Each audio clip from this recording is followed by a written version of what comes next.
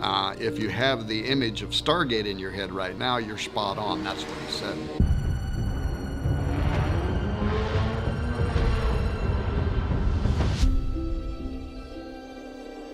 And then he went on to draw parallels to the biblical story of Jacob's ladder.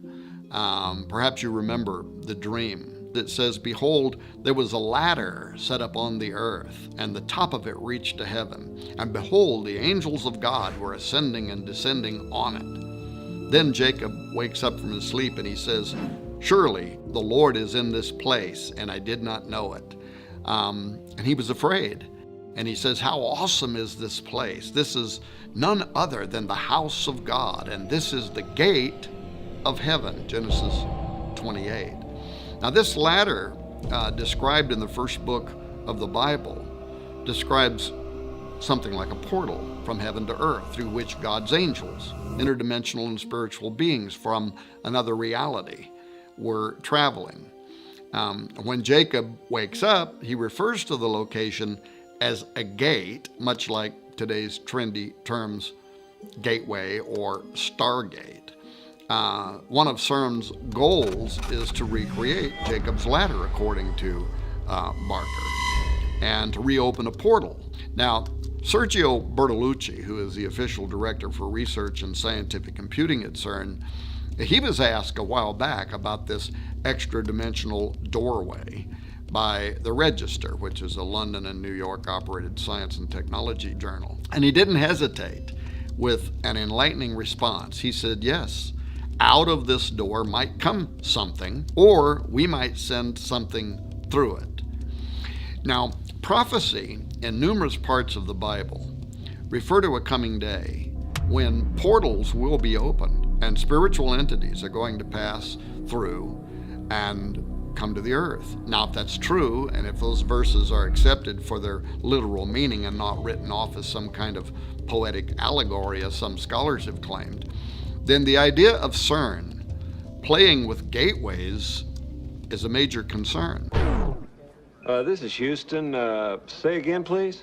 And if, as CERN claims, they're only out to explore space-time, matter, particles, and the origin of our known universe and planets from exclusively a scientific or Darwinian-related perspective, if their agenda is unrelated to Bible prophecy entirely, then what is it with all this mystical symbolism that they knowingly are associating themselves with? Wouldn't it be more appropriate for them just to proudly display a polished statue of a particle or some artist depiction of the Big Bang instead of the statue of Shiva? For those who have not yet heard about this controversial piece of art that CERN proudly exhibits between buildings 39 and 40 near the main building of their operation, it stands as really the most visible and celebrated imagery behind their work, Shiva. This is the Hindu god of destruction.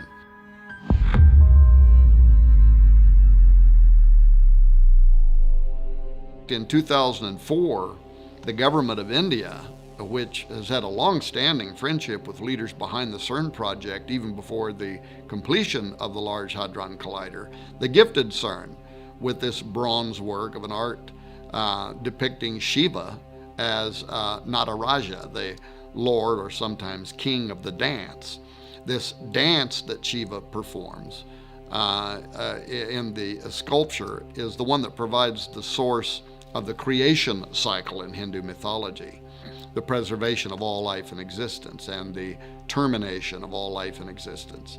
The Rudra Tandava is a dance that especially displays Shiva's sadistic personality as he rains down the ultimate destruction upon a weary planet.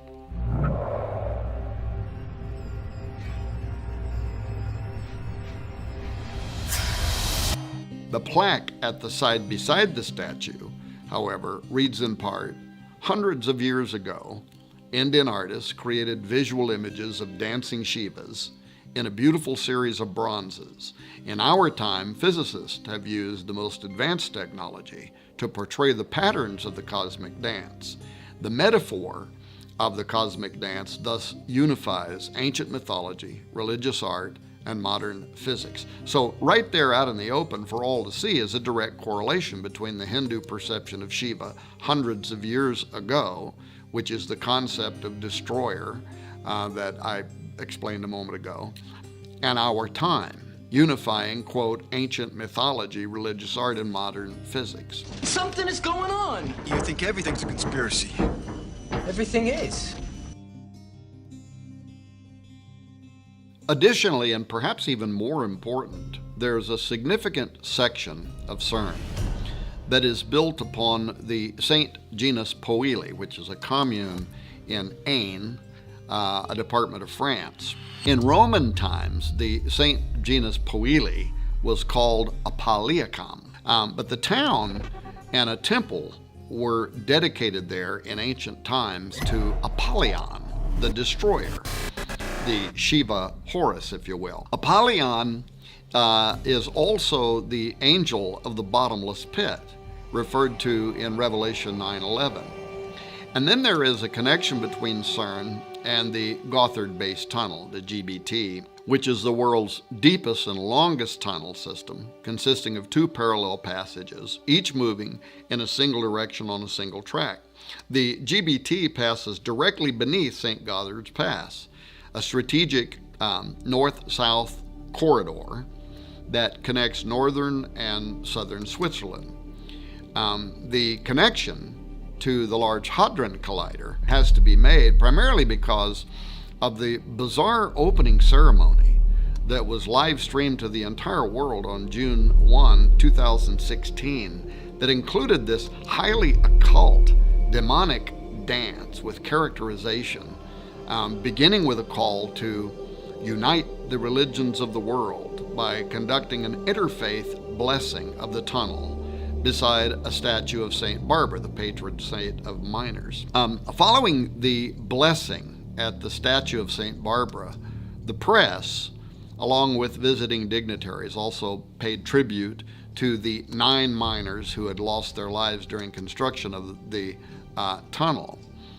Bodio's southern portal provided the visiting dignitaries a disturbing parade, really, of miners, erotic dancers, zombies, fallen angels, all of whom were obeying the call of what they called the shepherd, whose yodels invoked the appearance of the event's infernal master of ceremonies, a goat man, portrayed by a young and energetic dancing male.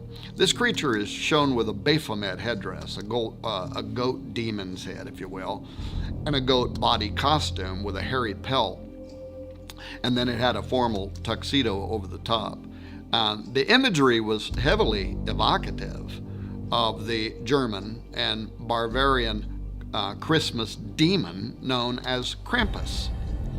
Now, according to tradition, Krampus accompanies St. Nicholas on his midwinter rounds with the intent to steal boys and girls, putting them into a basket carried on his back, or he may decide to beat them with branches for being naughty. Maurice Bruce published a book on pre-Christian Alpine traditions in 1958, and he had this to say about the half-goat, half-demon entity. There seems to be little doubt as to the true identity, for in no other form is the full regalia of the horn god of the witches so well preserved. The birch, apart from its phallic significance, may have a connection with the initiation rites of certain witch covens, rites which entailed binding and scourging as a form of mock death. The chains could have been introduced in a Christian attempt to bind the devil, but again, they could be a remnant of pagan initiation rites. Many show the goat man in formal dress and a tuxedo-style cutaway formal coat and trousers, but with his usual horned goat face and always with his tongue extended. Now, this tongue out pose seems to be popular with ancient gods, whether they're Mayan, Hindu, Babylonian, Egyptian, Greek, or even British. For some reason, the coat of arms from the Prince of Wales supports both a lion and a unicorn with their tongues extended, for instance. More than likely, this tongue position represents sex magic, fornicating with fallen angels. The ancient symbol of the horned god, referenced by Maureen Bruce in the quote that I made a moment ago, it allows us to connect our goat demon from the opening ceremony at the GBT to CERN. Despite the fact that the Large Hadron Collider sits 3 to 4 hours down a twisty road from the location, the horn god's circular logic and passion for human depravity, Hernunos as is sometimes called, or Cernunos, or the Green Man of British lore, simply had to make an appearance at this occult ceremony. Josh Peck and I and many other researchers have written extensively regarding the in-game plans for tunneling beneath the earth and smashing atoms to smithereens as nothing more than a thinly veiled attempt to open portals. But the opening ceremony at Gotthard made it clear that these portals are intended to do something else, and that is to release demonic entities. The twin tunnels of the Gotthard base tunnel commence with twin portals on a single track.